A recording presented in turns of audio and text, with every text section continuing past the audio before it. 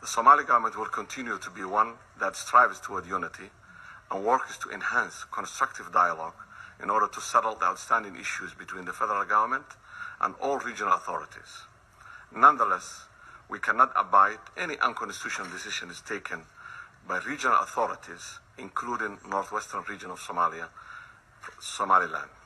since such actions will undermine the unity, sovereignty, and territorial integrity of Somalia, which are all guaranteed under our constitution.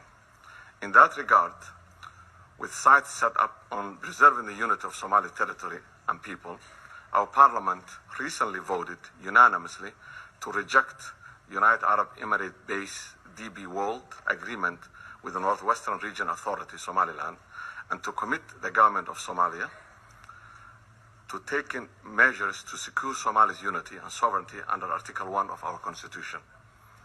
2 years ago, United Arab Emirates signed an agreement with Somaliland regional authorities to establish UAE military base in Berbera port without the consent of the federal government of Somalia.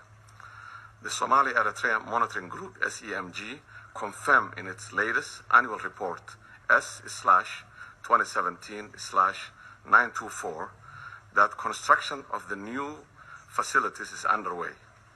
The monitoring group further stated that the establishment of foreign military base in Berbera involving the transfer of military material to the territory will constitute a violation of arms embargo on Somalia.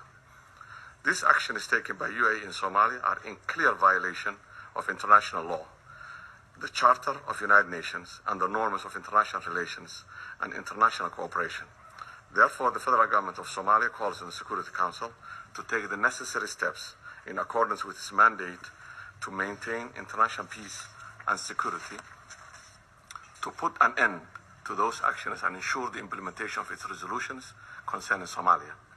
The federal government of Somalia strongly condemns those blatant violations and reaffirms that it will take the necessary measures deriving from its primary responsibility to defend the inviolability of the sovereignty and the unity of Somalia in accordance with the Somali Constitution and international law and covenants. To conclude, Mr. President, I cannot end my remarks without once again expressing to the Council's gratitude of the people and the government of Federal Republic of Somalia for the continued support made by the United Nations to preserve the sovereignty and territorial integrity of our country and to guarantee its peace and political stability. Thank you, Mr. President.